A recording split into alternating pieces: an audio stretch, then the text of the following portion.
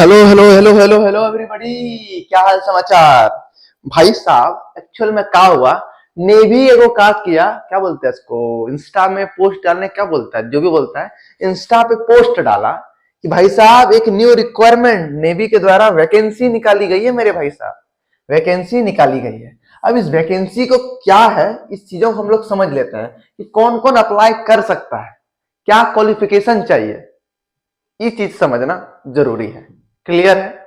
इससे पहले बता दें, अगर नेवी एमआर या एसएसआर की तैयारी कर रहे हो और अभी तक सिलेक्शन बैच में नहीं गए हो, तब तुम सिलेक्शन से दूर हो। You have to close to the selection. आपको सिलेक्शन के करीब आना होगा। कब? जब आप सिलेक्शन बैच के साथ आएंगे। ठीक है। तो अगर आप एसएसआर की तैयारी कर रहे हैं तो 249 रुपीज में हम लोग कंप्लीट प्रिपरेशन करवा रहे हैं आप सभी को। ये सारी सुविधाएं आपको देंगे। एमआर के लिए 149 रुपीज, आईसीजी जीडी के लिए 249 रुपीज।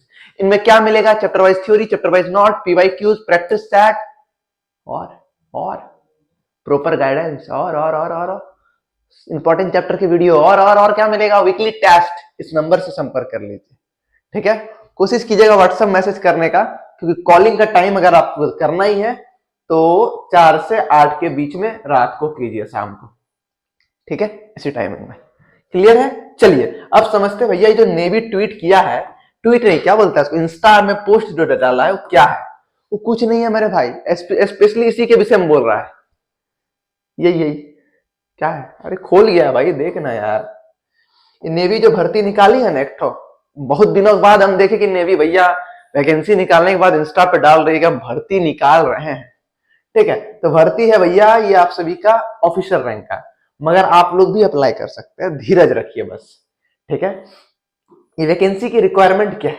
वैकेंसी है आप सभी का navy short service commission officer various post जनवरी 2025 बैच के लिए आवेदन अब से स्टार्ट हो गया है। ठीक है। इसका क्वालिफिकेशन पे बहुत बच्चों का कमेंट था, पर्सनल मैसेज भी आया था, तो भैया तुम्हारे लिए वीडियो बना दी है। ठीक है। अब देखो इंपॉर्टेंट डेट पहले समझ जाता है। आवेदन आप सभी का 2 दिन पहले से ही हो गया है। हमको वीडियो बनाना था मगर हम नहीं बना पाए। क्यों नहीं बना पाए? क्योंकि हम कहीं और चले गए थे due to my health issue.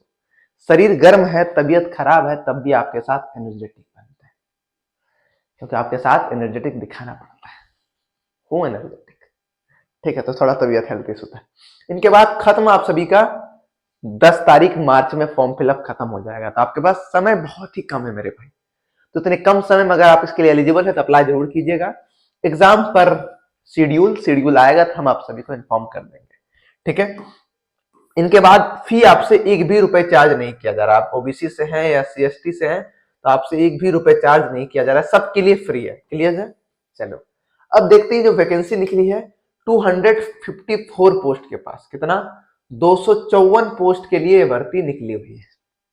254। अब इसके लिए क्वालिफिकेशन क्या क्या है? ठीक है, क्या क्या पोस्ट है? ठीक है, ओवर थ्रू करेंगे। मेन और वोमेन दोनों फॉर्म फिलअप कर सकता है।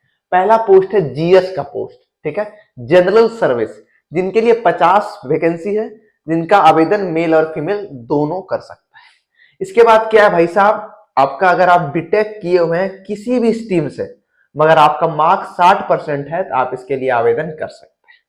क्लियर है। जितने भी बीटेक वाला इंजीनियर आपके भाई बहन है उसको बोलिए अप्लाई करने के लिए, मगर उम्र सीमा 2000 से लेकर 2005 के बीच में होना चाहिए। वो बुढ़ौती वाला नहीं।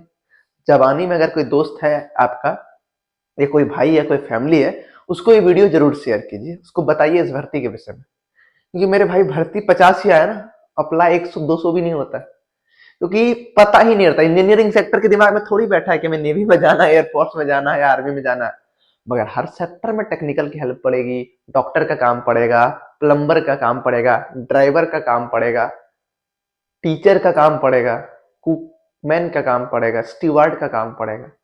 ठीक है, क्योंकि हर ऑर्गेनाइजेशन को चलाने के लिए equivalent role of the every service. इनके बाद क्या है? इनके बाद है air traffic control. Air traffic control ATC का पोस्ट निकला हुआ है। 8 पोस्ट है। मेन एंड वोमेन दोनों फॉर्म फिलअप कर सकते हैं।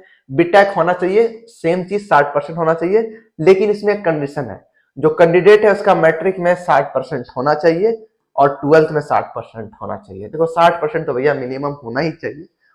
और एक बात क्या था, इंग्लिश में भी होना चाहिए। इंग्लिश में होना चाहिए। अब ये बिहार बोर्ड वाले के लिए दिक्कत हो जाता है। बिहार बोर्ड वाले में इंग्लिश कंपलसरी नहीं है, इंग्लिश बस पासिंग मार्क्स होता है। तो अब वो बेचारा लोग फोकस नहीं करता है और ये सब वैकेंसी में फॉर्म फिलअप कर नहीं पाता है। तो ये गलती तो गवर्नमेंट का है ना। बिहार के गवर्नमेंट जी, थोड़ा सा दिमाग दिमाग लाइए, पूरा देश अंग्रेजी पे चल रहा है, थोड़ा बहुत अंग्रेजी भी कंपलसरी कर दीजिए, उसका भी मार्क्स ऐड करने दीजिए, कम से कम पढ़ेगा तो अंग्रेजी।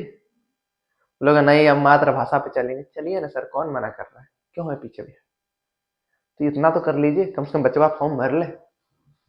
इसके बाद उम्र सीमा 2000 से लेकर 2004 के बीच में, इसके लिए 5 चाहिए, इसके लिए 4 चाहिए, समझना होगा अंतर।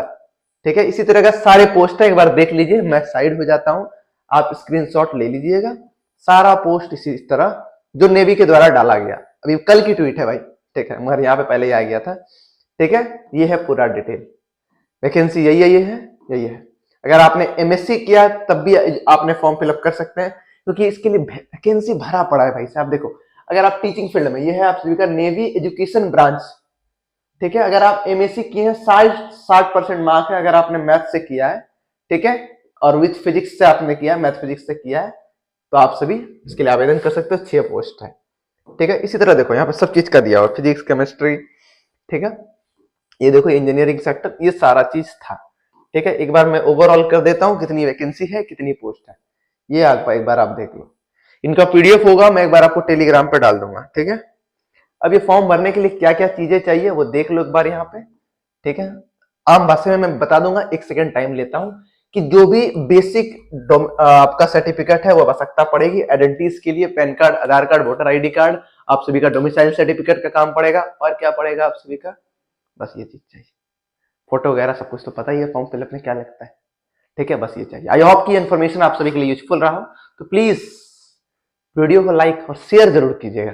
ठीक है, वही चीजें लिखा है जो बातें मैंने बताई, वही चीज लिखा है, केयरफुली द रीड। हाँ, मगर एक प्रॉब्लम आएगा फॉर्म फिलअप करने में, कि उसका कुछ लिमिट होता है कि 15 MB, 15 KB के अंदर में, कि 60 KB कुछ होता है, सबका अपना अपना होता है, कि उतने का फोटो आपको डालना है।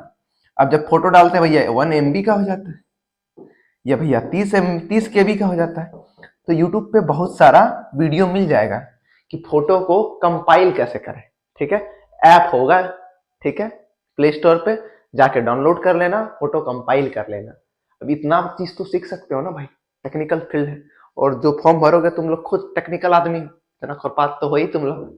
ठीक है मेरे भाई, समझ में आ गया, चीजें क्लियर है। बस करना क्या है, वीडियो को शेयर करना है आपके अपने भाई बहनों को, जो भी है इस फील्ड के, शेयर करना है। ऐसे भी भारत में इंजीनियर का बुरा हाल है, आप चाहते हैं कि अपॉर्चुनिटी आपके फैमिली में उठाए तो जरूर जलिएगा नहीं, शेयर कर दीजिएगा। ठीक है, चलिए, तो मैं इस वीडियो से अलविदा चाहूंगा, मिलूंगा नेक्स्ट वीडियो में, तब तक के लिए जय हिंद।